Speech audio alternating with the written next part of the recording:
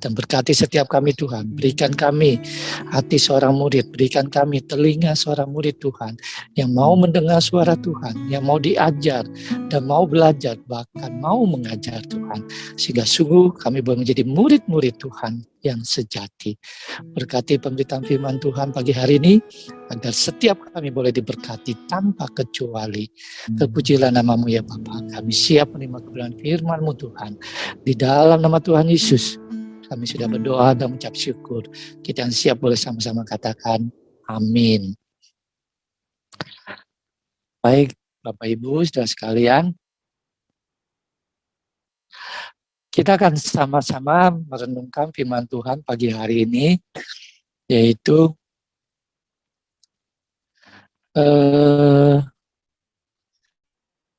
surat cintanya Tuhan. Waduh, keren ya, surat cintanya Tuhan. Yang terambil dari ayat 20 sampai Roma 4, ya, Roma 4 ayat 20 sampai dengan 25. Saya akan bacakan untuk kita semua. Firman Tuhan berbunyi demikian. Tetapi terhadap janji Allah, ia tidak bimbang. Ia ini adalah Abraham, karena ketidakpercayaan. Malah ia diperkuat dalam imannya dan ia memuliakan Allah dengan penuh keyakinan bahwa Allah berkuasa untuk melakukan apa yang telah ia janjikan. Karena itu, hal ini diperhitungkan kepadanya sebagai kebenaran. Kata-kata ini, yaitu hal ini diperhitungkan kepadanya, tidak ditulis untuk Abraham saja, tetapi ditulis juga untuk kita. Sebab kepada kita pun Allah memperhitungkannya, karena kita percaya kepada Dia yang telah membangkitkan Yesus, Tuhan kita dari antara orang mati, yaitu Yesus yang telah diserahkan karena pelanggaran kita dan dibangkitkan karena pembenaran kita. Baik, Bapak Ibu Saudara sekalian, saya ingin memulainya. Saya percaya sebagian besar daripada kita pernah menerima surat cinta. Ya, khususnya saya mengajak kita mengingat pada waktu masa muda. Ya, kalau zaman sekarang tidak ada surat cinta, adanya WA cinta. Ya, berbeda. Kalau dulu kan nggak ada handphone, ya jadi pakai surat. Bagaimana perasaan Bapak Ibu ketika menerima surat dari calon atau pacar Bapak Ibu? Perasaannya bagaimana? Hatinya bagaimana? Berdebar-debarkah atau biasa saja? Perasaannya bagaimana? Senangkah atau biasa saja? Saya percaya kita semua pasti senang, berdebar-debar. Kecuali Bapak Ibu tidak suka dengan orang mengirim surat. Itu lain. Tetapi yang namanya kalau Bapak Ibu menerima surat dari orang yang Bapak Ibu cintai, wow, pasti senang sekali, bangga sekali, bersinar muka kita, ya, berdebar-debar hati kita, ingin cepat-cepat membaca isinya. Nah, demikian juga hari ini juga kita akan membaca surat cintanya dari Tuhan. Seperti apa surat cinta Tuhan?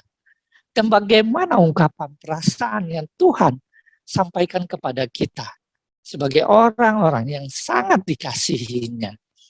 Baik, Bapak Ibu Saudara sekalian, saya ingin memulainya dari bagian firman Tuhan yang kita baca. Kalau kita membaca secara keseluruhan perikop ya pasal 4 ini ayat 1 sampai 25, lain memakai judul Abraham dibenarkan karena imam. Maka ketika kita membaca ya perikop ini, kita akan menemukan apa? Adanya bahaya. Ya, bahaya apa? Nah, kalau kita melihat di sini, ya, bahayanya yaitu bisa tolong diklik. Nah, bahayanya apa? Yaitu ternyata sedang terjadi perdebatan tentang hal sunat. Ya, ada yang kelompok yang mengatakan bahwa kalau disunat kita akan masuk surga. Kalau disunat maka kita masuk ke dalam satu kelompok orang-orang percaya. Jadi kalau tidak disunat, oh nggak masuk kelompoknya. Ya. Nah, Bapak Ibu Saudara sekalian, dari masalah sunat inilah akhirnya segelintir orang membuat satu ajaran, melakukan satu ajaran, yaitu ajaran palsu di sini dikatakan. Ya, ajaran palsu yang mengatakan sunatlah, berfokus pada sunat. Jadi kalau disunat, percaya. Kalau disunat, nanti masuk surga. Nah, pada akhirnya, dari masa sunat ini, tujuan dari semuanya adalah mengalihkan pandangan saudara dan saya yang tadinya kepada Yesus beralih kepada hal yang lain. Kalau pada perikop kepada hal sunat. Bapak Ibu Saudara sekalian, mari kita coba merenungkan di dalam kehidupan kita sehari-hari, bukankah begitu banyak hal-hal yang begitu berusaha untuk mengalihkan pandangan kita. Yang tadinya kita begitu percaya kepada Tuhan, kita dicoba dialihkan untuk meninggalkan Tuhan dan beralih kepada hal-hal yang lain. Khususnya di masa pandemik ini, begitu banyak orang menghadapi kesulitan, begitu banyak orang menghadapi problema, baik itu masalah ekonomi yang berdampak kepada keluarga, dan selain-lainnya. Dan itu akan mudah sekali kita dialihkan kalau kita tidak punya prinsip, kita tidak punya fondasi yang kuat, fondasi yang teguh.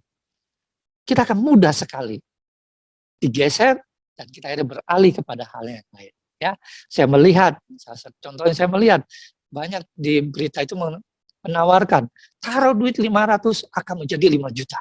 Wow, 1 juta, 10 juta. Ini hal yang sederhana. Begitu banyak orang terjebak. Nanti mereka tertarik dan menaruh semakin besar, begitu semakin besar, dan akhirnya mereka tidak mendapat apa-apa. Ya, ini salah satu contoh begitu mudahnya dalam situasi saat ini orang dialihkan. Demikian juga dengan hal kepercayaan, begitu mudah ya orang dialihkan. Nah, dari kejadian inilah penulis Rasul Paulus ya memunculkan satu tokoh, yaitu namanya Abraham. Siapakah Abraham? Ya, kalau kita membaca dari Kejadian 12, itu dimulainya kisah Abraham. Bahwa Abraham dipanggil oleh Tuhan, bahwa dia akan diberkati oleh Tuhan. Bukan untuk dirinya, tetapi supaya Abraham, bangsa-bangsa diberkati. Dan dia menjadi bapa segala bangsa. Ya, bapa orang percaya. Nah, pertanyaannya Bapak Ibu Saudara sekalian, ya, di tengah perjalanan kehidupan Abraham yang kalau kita lihat juga bukan satu perjalanan yang mudah, begitu banyak tantangan, begitu banyak hal yang tidak masuk di dalam logika, tetapi Abraham tetap melakukannya. Ya, dari sini kita bisa melihat apa yang membuat Abraham begitu kuat, begitu teguh menghadapi segala hal yang ada dan dialami di dalam kehidupannya. Nah, kita mau melihat kuncinya yaitu Abraham percaya. Ini yang membuat Abraham dibenarkan karena percaya. Percaya. Apakah mudahnya begitu kita berkata, saya percaya kepada Tuhan, maka saya bisa disejajarkan dengan Abraham? Apakah ketika Bapak Ibu berkata, saya percaya kepada Tuhan, dan Bapak Ibu bisa disejajarkan dengan Abraham? Mari kita mau melihat lebih jauh lagi kitab Roma ini. Ya, percaya seperti apa yang membuat Abraham dibenarkan, yang membuat Abraham begitu luar biasa, yang membuat Abraham begitu teguh, begitu kuat menghadapi segala sesuatu, bahkan bisa mempercayai sesuatu yang nggak mungkin secara logika. Tapi pada akhirnya Abraham boleh melihat itu mungkin. Mari Bapak Ibu kita akan melihat ya kuncinya percaya seperti apa yang membuat Abraham ini menjadi luar biasa. Rupanya percaya yang Abraham lakukan adalah pertama ya kita bisa melihat, silakan diklik, ya, yaitu percaya tidak dipengaruhi oleh kondisi. Ayat 19, kita bisa melihat di situ ya. Imannya tidak menjadi lemah, walaupun ia mengetahui bahwa tubuhnya sudah sangat lemah. Karena usianya telah kira-kira 100 tahun, bahwa rahim Sarah telah tertutup. Ya, Abraham ketika dia percaya kepada Tuhan, mempercayakan hidupnya kepada Tuhan, itu tidak dipengaruhi oleh kondisi. Sekalipun dia begitu banyak menerima janji-janji Tuhan, bahkan ada satu janji Tuhan yang diulang-ulang kepadanya. Dan usianya semakin bertambah, tapi janji itu belum terwujud. Dan kondisinya semakin lemah. Itu tidak mempengaruhi percayanya Abraham. Bahkan Abraham semakin mempercayakan hidupnya kepada Tuhan. Sehingga dia boleh melihat sesuatu yang tadinya gelap, mungkin sama-sama, dan pada akhirnya dia bisa melihat bahwa terang, ya, yang gelap sama-sama itu menjadi terang, menjadi nyata. Nah, pertanyaan bagaimana dengan saudara dan saya? Percaya seperti apa yang saat ini sedang kita jalani di dalam kehidupan kita? Apakah percaya kita dipengaruhi oleh kondisi yang saat ini, dalam masa pandemik ini, yang kalau kita lihat akhir-akhir ini, bukannya saat ini semakin baik. Yang tadi ini boleh kita lihat, oh semakin menurun, Bandung udah semakin baik. Ya, tetapi saat ini meningkat lagi. Ya, Bandung terus meningkat lagi. Bahkan kemarin ketika di dalam pemuritan yang saya ikuti di Medan, dan di Medan juga kondisinya sedang memuncak, ya, menaik lagi. Ya, dikatakan salah satu pengurus rumah sakit mengatakan, sekarang di tempat rumah sakit saya itu tidak ada ruangan. Semua penuh. Dan banyak orang antri pengen supaya masuk dan diobati. Dampak dari mana? Dari COVID. Nah, Bapak Ibu Saudara sekalian, saya ingin mengajak kita menemukan, kalau saudara dan saya ada di antara salah satu orang yang terkena COVID, bagaimana dengan iman percaya saudara? Apakah masih tetap berpegang teguh kepada Tuhan? Atau kita mulai goyah? Kita mulai mencari, mendengar bisikan orang lain. Di sana ada orang hebat, di sana ada orang bijak, di sana ada orang yang mampu untuk menolong saudara dan saya supaya bisa sembuh. Apakah kita mau beralih? Atau kita berkata, saya tetap percaya kepada Tuhan. Saya tidak mau menjual iman saya. Saya teringat pada satu jemaat dulu ketika kami masih melayani di TKI, ya, GKI Anugerah Bajem TKI, ada satu jemaat yang kami lihat rumahnya jauh sekali, ya, dan dia terkena satu serangan di mana syarafnya sehingga membuat dia seperti orang lumpuh.